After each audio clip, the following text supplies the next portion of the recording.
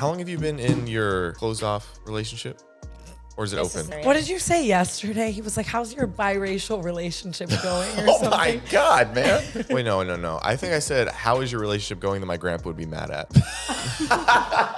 It's going really good. I'm in my really peaceful era. Everything's peaceful. Seems like that. I mean, I don't know you well, still don't. But back in the day when I would peek my eyes on you, sometimes I would. Well, you were kind of setting up barricades, so did you really get a clear view? You're right. And I was so exhausted. Like I was almost like dying in the sun from setting up a payless job. Yeah, you're right. It was tough.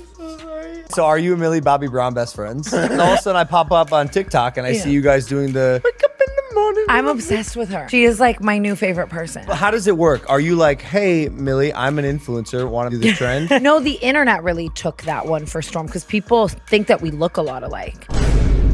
It was kind of like we were just playing into that. She grew up watching YouTube. I love finding out when like traditional media celebrities grew up watching YouTube.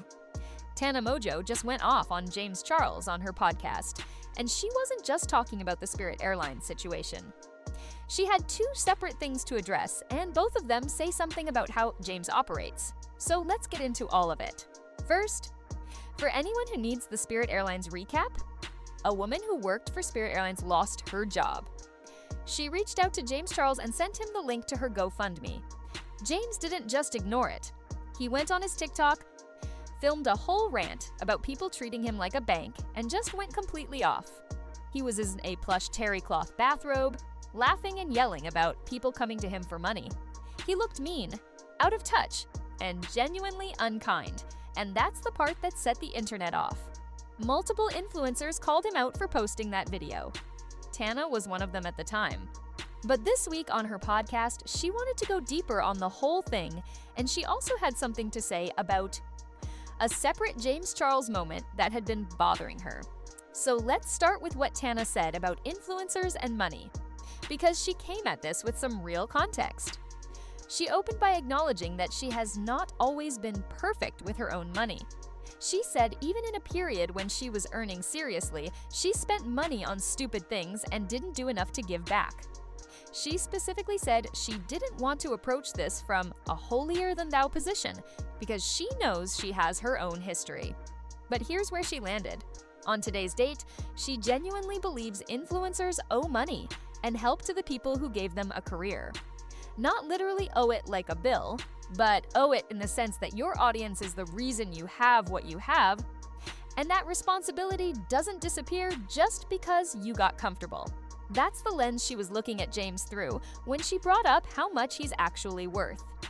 And this is where it gets interesting, because Tana has gotten more brand safe in recent years, which has given her a closer look at the numbers behind influencer businesses. She made the point that makeup is the most profitable IP in the influencer space. The margins on cosmetics are higher than clothing, higher than drinks, higher than candles. If you are an influencer with a makeup brand, you are keeping more of every dollar you make than almost anyone else in this space. And James Charles has a makeup brand. His AdSense is also, by her description, wildly profitable. She called him part of the 1% in terms of YouTube revenue. So when someone like James is sitting in a luxury bathrobe, ranting about being treated like a bank, knowing what the actual financial picture looks like behind that brand, Tana found it genuinely mind-boggling. Now here's the detail about the Spirit Airlines situation that really landed for people. The woman wasn't asking James to cover her entire GoFundMe. She was asking for a donation toward a max's goal of around $1,500. For someone at James's level, someone who regularly posts about renovating his house, buying $745 decorative rocks, flexing on purchases regularly, this $600 is not a number that should produce the kind of rage he showed on that TikTok. Tana made the point that the time it took him to film that video, edit it, and post it probably generated more than $1, $600 in AdSense revenue on its own. It would have taken him less time to just click the link and donate.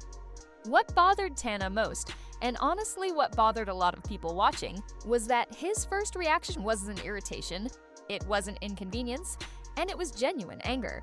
And that anger came from a place of, why is this person even reaching out to me?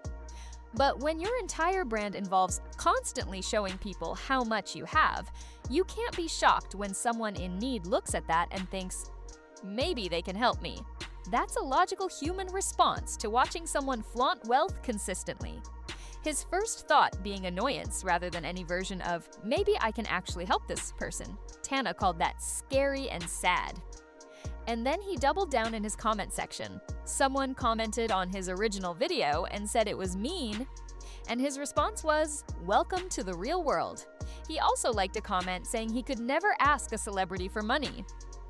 Easy thing to say when you've never been in a position where you needed it.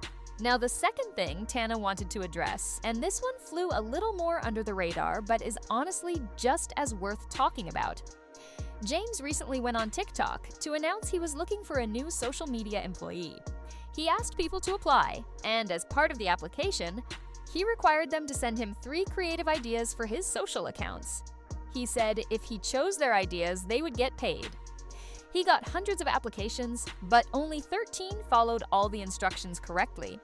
And instead of being grateful that 13 people actually completed a fairly specific multi-step application process, he went on a full rant.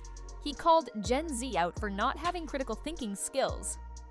He went through and encouraged people in his comments to apply, replied to them saying he was excited, and then when those same people messaged him asking where to apply, even though he'd already told them in the original video, he said they were fired before they even started.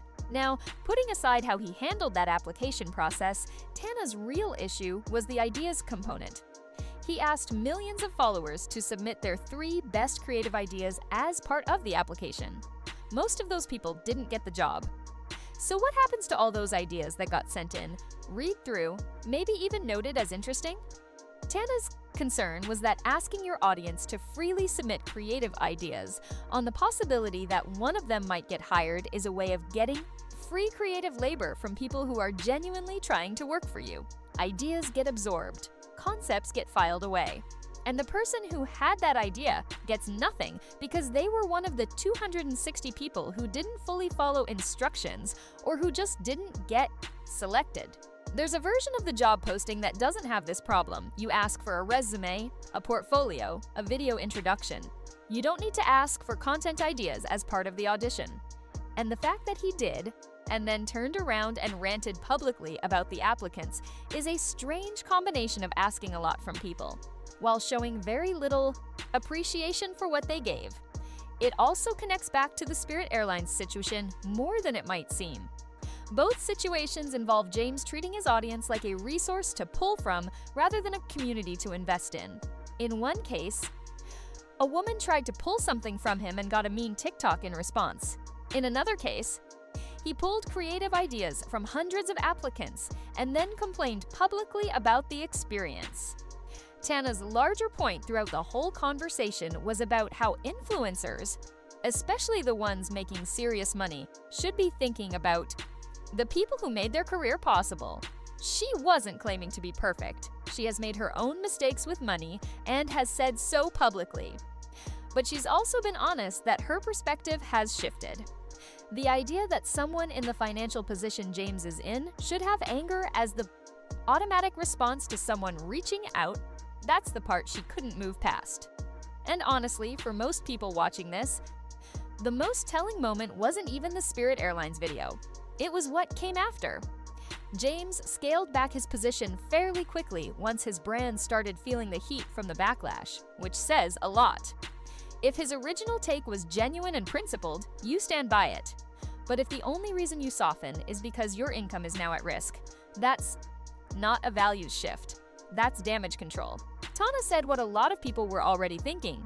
James Charles has built a massive following and a very successful business on the backs of an audience that has supported him through controversies, through content cycles, through years of his career, and in 2 back-to-back situations, he showed that when that audience needs something from him, whether it's generosity or just basic respect, his first instinct is annoyance.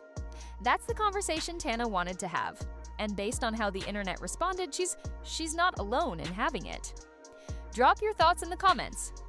Do you agree with Tana's take that influencers owe something back to their audiences?